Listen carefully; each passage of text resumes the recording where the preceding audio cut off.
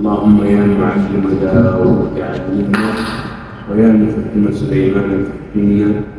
سبحانك اللهم لا علم لنا الا ما علمتنا انك انت العليم الحكيم.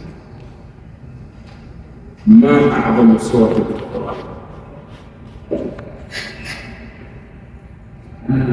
আমাদের সম্মানিত মেহমান হামদে সালাতের পরে আল্লাহর প্রশংসা এবং পাঠ করার পরে দোয়া করলেন যে আল্লাহ সুবহানাহু ওয়া তাআলা আমাদের সকলকে সমস্যাকে বৃদ্ধি করে এলমের দিন নিশ্চিত করে। এরপর একটি উনি প্রশ্ন রেখেছেন আপনাদের কাছে যে কোরআনের মধ্যে সবচেয়ে মূল্যবান দামি কোন সূরা? সূরা ফাতিহা। ইয়াসিন।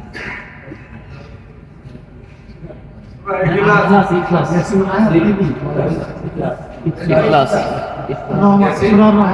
আর-রহমান।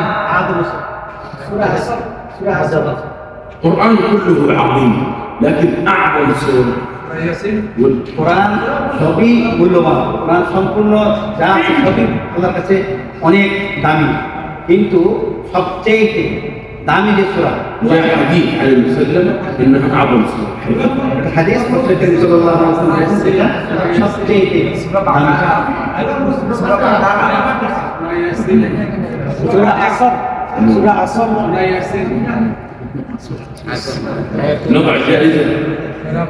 نضع جائزة سلموا للشيخ. سورة الفاتحة. الحمد لله رب العالمين. يا سوري.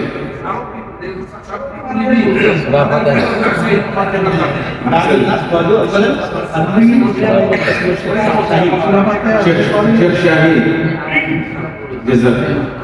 قال صلى الله عليه وسلم: والله ما نزل في القرآن ولا في التوراة ولا في الإنجيل ولا في الزبور مثله. আল্লাহ সুবহানাহু ওয়া তাআলা বলছেন যে আমি তাওরাত, ইনজিল, জবুরে যে আমি কোরআন নাযিল করে সবচেয়ে দামি সূরা যেটা নাযিল করেছি কোরআনের মধ্যে সেটা সূরাতুল ফাতিহা। قال صلى الله عليه وسلم لأبي سعيد وهو في المسجد: لأعلمنك أعظم سورة في القرآن قبل أن تخرج من المسجد. فلما أراد النبي صلى الله عليه وسلم أن يخرج من المسجد مسك بها أبو سعيد قال: يا رسول الله إنك قلت لي لأعلمنك أعظم سورة في القرآن. قال: هي الفاتحة. هي الفاتحة، فاتحة الكتاب والقرآن العظيم الذي أوتيته وهي السبع المثاني. আমাদের সম্মানিত মেহমান বলছেন যে আবু সাঈদ রাদিয়াল্লাহু আনহু ওনাকে রাসূল করিম সাল্লাল্লাহু আলাইহি ওয়াসাল্লাম হাত ধরে বললেন নামাজের পূর্বে যে আমি তোমাকে একটা মূল্যবান দামি একটা সূরা আমি তোমাকে শেখাবো। এরপরে যখন নামাজের পরে সাহাবায়ে কেরাম সবাই বের হয়ে গেল, রাসূল করিম সাল্লাল্লাহু আলাইহি ওয়াসাল্লাম হাত মোবারক ধরলেন। আবু সাঈদ বললেন, ইয়া রাসূলুল্লাহ, আপনি তো আমাকে বলেছিলেন যে আপনি আমাকে একটা সূরা, খুব দামি একটা সূরা শেখাবেন, সেটা তো আপনি বললেন না। তখন রাসূল সাল্লাল্লাহু আলাইহি ওয়াসাল্লাম বললেন, হে আবু সাঈদ, কোরআনের মধ্যে সবচেয়ে দামি সূরার নাম হলো সূরাতুল ফাতিহা, যেটাকে সাবাল মাসানি বলা হয়, 7টি আয়াত যেটা বারবার পঠিত হয়, বারবার পড়া হয় সূরা ফাতিহাকে, এই জন্য সাবাল মাসানি। ومن عظم هذه السورة ما تقبل أي صلاة إلا بقراءتها، هي ركن من أركان الصلاة. ما تقبل أي ركعة حتى تقرأ فيها بالفاتحة. উনি বলতেছেন যে এই সূরাটা এত দামি সূরা যে কোনো নামাজ, সেটা সুন্নত হোক ফরজ হোক, যে কোনো নামাজের মধ্যে সূরা ফাতিহা ছাড়া নামাজ হবে না। একটা হাদিসও আছে, লা সালাতা লিমান লাম ইয়াকরা বিফাতিহাতিল কিতাব। نعم، والله سبحانه وتعالى ذكر في هذه السورة مع قصرها 7 آيات إلا أنها حوت كل ما في القرآن وسأبين لكم ذلك. এই যে 7টি আয়াত রয়েছে সূরা ফাতিহার মধ্যে, এটা যে কত দামি এবং কত গুরুত্বপূর্ণ এটা আমি আপনাদেরকে এখনই বলছি। ولهذا يقولون أن سورة الفاتحة كالملخص للقرآن كاملا. القرآن فيه توحيد الربوبية والألوهية والأسماء والصفات. في الفاتحة توحيد الربوبية الحمد لله، توحيد الألوهية رب العالمين، أسماء وصفات الرحمن الرحيم. في القرآن يوم الجزاء، يوم الحساب، يوم القيامة، ما يكون فيه من أحوال وأهوال كله في قوله تعالى مالك يوم الدين، يعني يوم الجزاء يوم الحساب. في القرآن فيه الشرائع والأحكام والمعاملات والعبادات والصلاة والصيام والحج والزكاة، كلها إياك نعبد، العبادة. وفي القرآن التوكل على الله والاستعانة بالله والاستغاثة بالله، إياك نستعين. كل ما في القرآن ملخص مختصر في هذه السورة. মাশাআল্লাহ। আমাদের সম্মানিত মেহমান বলছেন যে সূরাতুল ফাতিহা হলো মুলাখাস মানে সংক্ষিপ্ত, কিন্তু পুরা কোরআন শরীফের মজমুয়া হলো সমষ্টিগত কোরআনের মেইন যে জিনিসটা সেটা হলো সূরা ফাতিহা। অর্থাৎ সূরা ফাতিহার মধ্যে রয়েছে যে তাওহীদুর রুবুবিয়্যাতের কথা, সূরা ফাতিহার মধ্যে রয়েছে তাওহীদুল উলুহিয়্যাতের কথা, সূরা ফাতিহার মধ্যে রয়েছে তাওহীদ আসমা ও সিফাতের কথা। অর্থাৎ আলহামদুলিল্লাহ রাব্বিল আলামিন আগে বলছি, আল্লাহকে রব হিসেবে আমি তাওহীদের রুবুবিয়্যাতে স্বীকারোক্তি করছি, আর রহমানির রহিম বলে আমি তাওহীদে কি আমি উলুহিয়্যাতে স্বীকার করছি। তারপরে এভাবে আল্লাহ সুবহানাহু ওয়া তাআলা বলছেন যে আল্লাহ থেকে ইস্তেগাসা করা, আল্লাহ থেকে সাহায্য প্রার্থনা করা, ইয়াকা না'বুদু ওয়া ইয়াকা নাস্তাঈন, আমরা আল্লাহর কাছে সাহায্য প্রার্থনা করি, আল্লাহর ইবাদত করি। এই যে বিষয়গুলো আছে সব কিছুর মূল হলো আমাদের সূরা ফাতিহা। সূরা ফাতিহাতে সব আছে, আসমা ও সিফাত আছে, তাওহীদুর রুবুবিয়্যাত আছে, তাওহীদুল উলুহিয়্যাত আছে। যেই জিনিসগুলো হলো মুসলমানদের আকীদার মেইন জিনিস, যে মেইন জিনিসগুলো সব কিছু সূরা ফাতিহার মধ্যে আল্লাহ সুবহানাহু ওয়া তাআলা দিয়ে দিয়েছেন। এই জন্য কোরআন শরীফের মধ্যে মানে সূরা ফাতিহা পড়লে গোটাকে গোয়াকে আপনি পুরা কোরআন শরীফ পড়েছেন, এত সব আপনাকে সূরা ফাতিহার মধ্যে আল্লাহ সুবহানাহু ওয়া তাআলা। في القرآن ذكر القبر وأهوال البرزخ وأهوال يوم القيامة والجنة والنار وما فيها، كلها في يوم الدين يعني يوم الجزاء والحساب. কোরআন শরীফের মধ্যে যে বলা হয়েছে যে যে কিয়ামতের দিবসের ব্যাপারে, যে ইয়াউমুল জাযা ইয়াউমুল হিসাব, যে কিয়ামতের দিন যে আল্লাহ তাআলা হিসাব নেবেন, মানুষের জাযা দিবে, যে ভালো কাজগুলো করবে তার বিনিময় পাবে, সব কিছু রয়েছে শুধু মালিক ইয়াউমিদ্দিন। হ্যাঁ, ইয়াউমিদ্দিন, মালিক ইয়াউমিদ্দিন, এই মালিক ইয়াউমিদ্দিন এই আয়াতের মধ্যে সব কিছু রয়েছে। القرآن فيه من الأدعية ربنا لا تزغ قلوبنا بعد إذ هديتنا ربنا هب لنا من لدنك ذرية طيبة ربنا دعاء كثير في القرآن مجموع اهدنا الصراط المستقيم مختصر يعني اهدنا أرشدنا دلنا وفقنا إلى الصراط المستقيم. أنت في كل ركعة تسأل الله وتدعوه قل اهدنا الصراط المستقيم وفقني يا ربي للصراط المستقيم وهو الإسلام. সম্মানিত মেহমান বলছেন যে কোরআন শরীফের মধ্যে বিভিন্ন রকমের দোয়া রয়েছে, রব্বানা হাব লানা মিন আজওয়াজিনা ওয়া যুররিয়্যাতিনা কুররাতা আ'ইউন, রব্বানা জালামনা আনফুসানা, অনেক দোয়া আছে। যত দোয়া আছে সমস্ত দোয়ার সমষ্টি হলো আপনার কিসের মধ্যে ইহদিনাস সিরাতাল মুস্তাকিম, যে আল্লাহ ইহদিনাস সিরাতাল মুস্তাকিম অর্থ কি, দুল্লনা বা আরশাদ না, আমাদেরকে সঠিক রাস্তা দেখান, আমাদেরকে যে সঠিক দিশা একটা দেখান, যে এই যে ইহদিনাস সিরাতাল মুস্তাকিমের মধ্যে সমস্ত দোয়াগুলো রয়েছে। এই জন্য ইহদিনাস সিরাতাল মুস্তাকিম বললে আল্লাহ সুবহানাহু ওয়া তাআলা অনেক খুশি হয়ে যান এবং সব দোয়া এটা মূল সারাংশ। ما هو الصراط المستقيم؟ ما هو الصراط المستقيم؟ الإسلام، وهو الصراط الذين أنعمت عليهم. تفسير اهدنا الصراط المستقيم أي صراط الذين أنعمت عليهم. من هم الذين أنعم الله عليهم؟ من هم؟ فسرها في قوله تعالى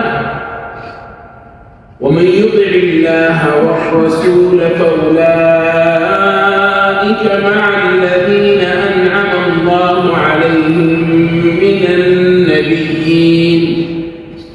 النبيين والصديقين والشهداء والصالحين وحسن أولئك رفيقا.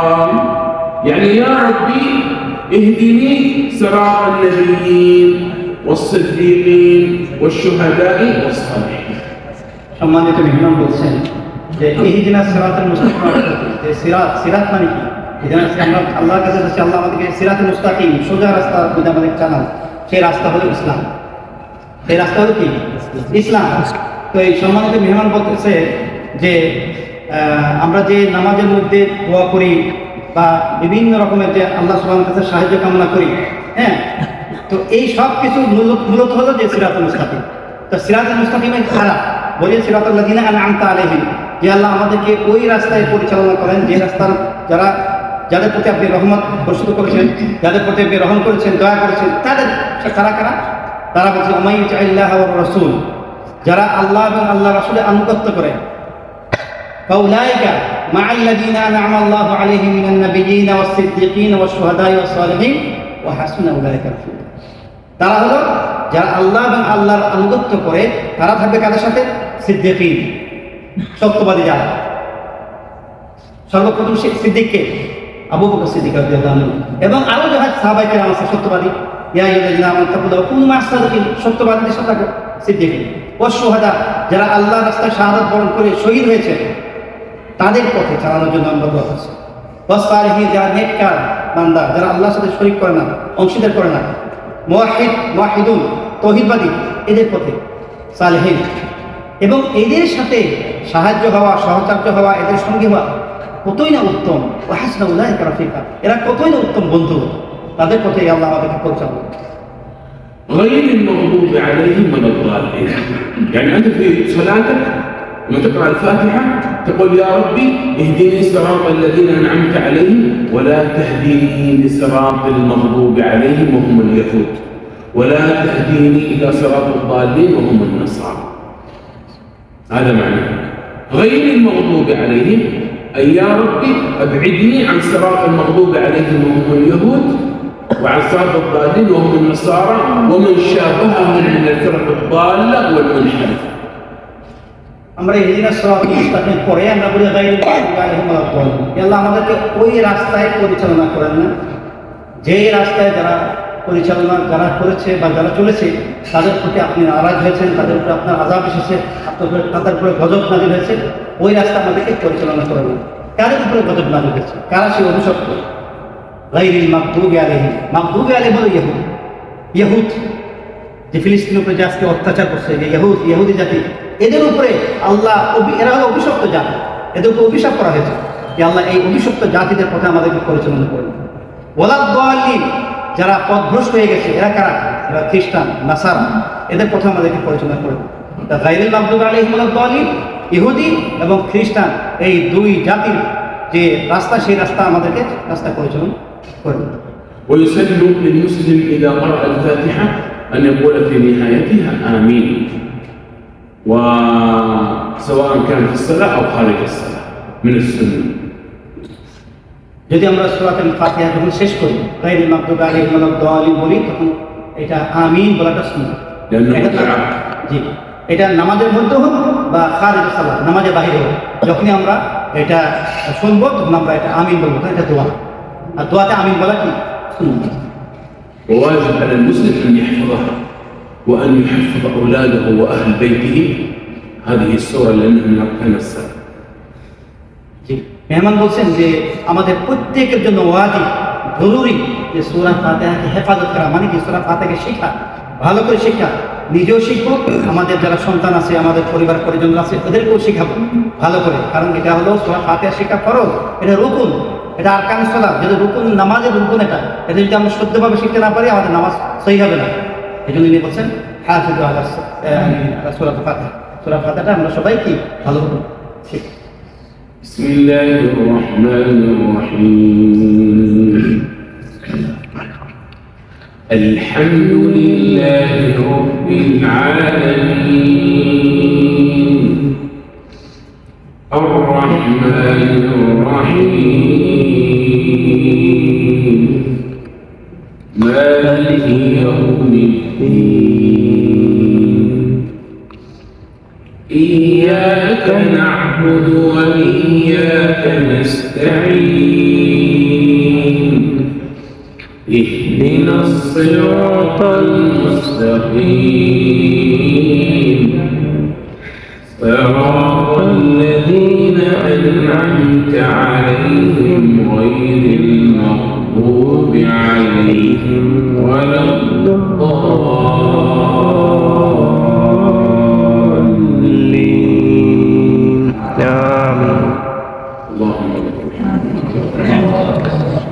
ولك الحمد لله. رجل اسمه شيكا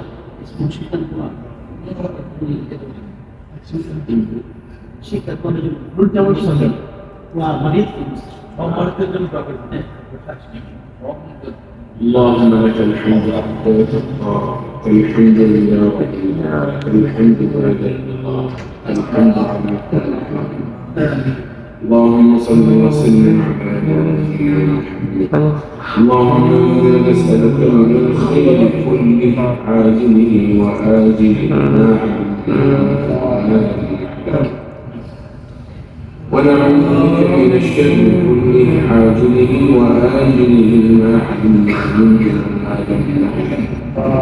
اللهم أصلح لنا ديننا الذي هو عصمة أمرنا، وأصلح لنا دنيانا التي فيها معاشنا، وأصلح لنا آخرتنا التي إليها معادنا، واجعل الحياة زيادة لنا في كل خير، واجعل الموت راحة لنا من كل شر.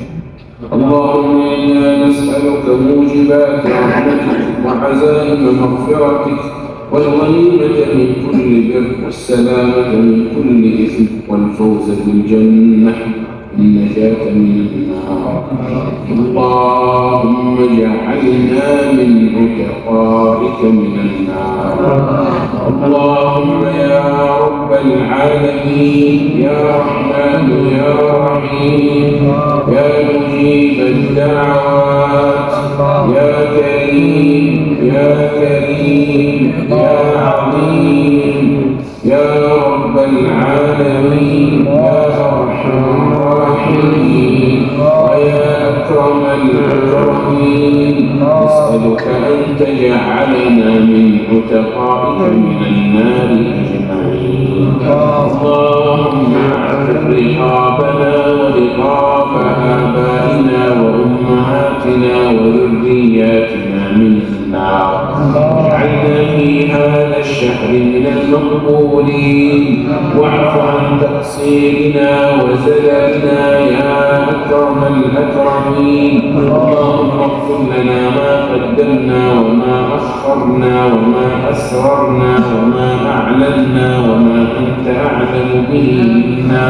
أنت المقدم وأنت المؤخر لا إله إلا أنت. ربنا أوزعنا أن نشكر نعمتك التي أنعمت علينا وعلى والدينا، وأن نعمل صالحا ترضاه، وأصلح لنا في ذرياتنا إنا تبنا إليك وإنا من المسلمين. اللهم اشف مرضانا ومرضى المسلمين.